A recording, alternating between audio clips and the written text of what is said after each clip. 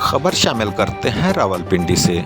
District reporter Farooq Ahmad की report के मुताबिक सीपीओ सैयद शहजाद नदीम बुखारी की हिदायत पर रावलपिंडी पुलिस ने चौंतरा के इलाका में बड़ा सर्च ऑपरेशन किया, जिसमें डीएसपी सदर वकार अजीम की सरबराही में एलीट कमांडोज की खसूसी टीमों ने हिस्सा लिया।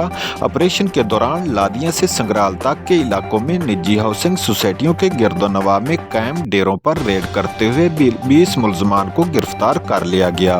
गिरफ्तार मुलजमान में शाहिद जानुल्लाह, मसूद, हयातुल्लाह, यासीन, नूर सैयद, रहीम, सखीदाद, मिकाइल, अली, जरीन, महमूद, कदीर, नेमत गुल, सैयद मोहम्मद, शेर मोहम्मद, हसन कफैतुल्लाह, नूर रहमान और हमजा शामिल हैं।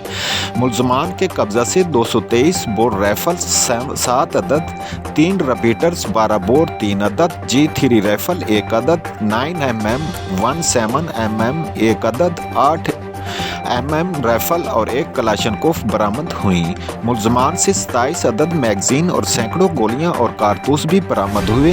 इस हवाला से सीपीओ रावलपिंडी सैयद शहजाद नदीम बुखारी का कहना था कि सर्च ऑपरेशन का मकसद जराइम पेशा अनासिर और नाजायज असला के खिलाफ कार्रवाई करना है। कब्जा माफिया और इंसानी जानों से खेलने वालों से आनी हाथों से निपटा जाएगा।